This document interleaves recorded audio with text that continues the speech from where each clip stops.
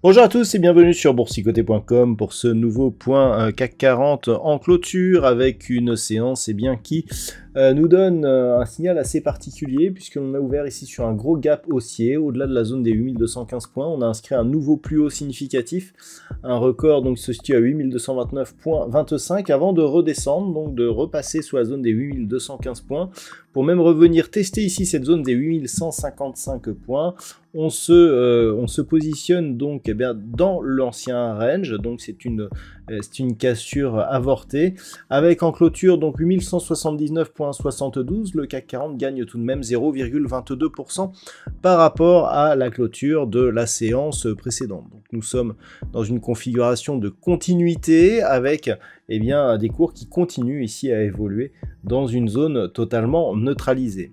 Au niveau des indicateurs techniques, ce que l'on observe, c'est toujours une baisse des histogrammes du MACD, un RSI qui stationne ici en zone de surachat, et on voit une hausse des volumes. C'est assez intéressant puisque globalement la séance est tout de même assez haussière, donc ça serait plutôt positif comme type de signal. Au niveau du palmarès des valeurs, alors les plus fortes hausses se situent au niveau de Téléperformance, plus 2,48%, Unibail Rodamco Westfield est juste derrière avec 1,92% de gain, derrière Société Générale, ST Micro ou Accor Hotel sont sur des hausses inférieures. Au niveau des plus fortes baisses, on retrouve Capgemini qui perd 2,66%, Orange moins 1,20%, Michelin moins 1,17%, derrière Kering ou Air Liquide sont sur des baisses plus minimes. Donc on est sur un marché assez équilibré, le CAC 40 gagne 0,22% ce soir, et d'un point de vue chartiste, après le discours de Jérôme Powell, on a vu des futurs même se rapprocher des 8250 points, on a ici des tentatives de cassure, mais qui n'ont pas été assez puissantes, puisque les cours sont revenus ici à l'intérieur de ce range. Alors, pour autant, la dynamique haussière que nous avons depuis quelques jours n'est absolument pas remise en cause. On voit ici que cette zone de support à 1155 points agit bien. On pourrait même la déplacer un petit peu, là, par exemple sur 1145. Bon, on est dans l'épaisseur du trait. Tant qu'on ne casse pas cette zone, tant que l'on reste ici au-dessus de la moyenne mobile 20 exponentielle, au-dessus du support oblique qui définit le trend actuel, ça reste haussier, potentiellement très dynamique. On a un nouveau point haut significatif aujourd'hui. Donc globalement, ça reste plutôt positif sur l'indice parisien, malgré l'impression de baisse que l'on a eue aujourd'hui.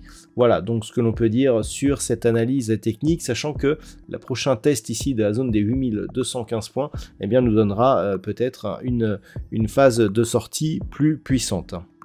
D'un point de vue statistique, la configuration ne nous donne pas assez d'occurrences, avec ici ce gap refermé, on n'a pas assez d'occurrences pour, définir un directionnel marqué, tant plus que même avec le peu d'occurrences que nous avons, c'est très peu directionnel, c'est assez neutre comme tendance.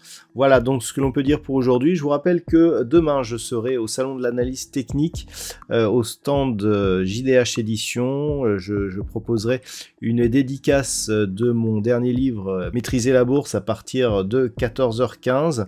Si vous avez déjà acheté ce livre, vous pouvez emmener votre exemplaire et je vous le dédicacerai avec plaisir. Et donc je serai toute l'après-midi au salon de l'analyse technique pour ceux qui veulent me retrouver ou discuter un petit moment. Voilà donc pour ce soir, je vous souhaite de passer une bonne soirée. On se rejoint donc dès demain au salon de l'analyse technique, ou alors pour toutes les autres analyses techniques du site boursicoté.com.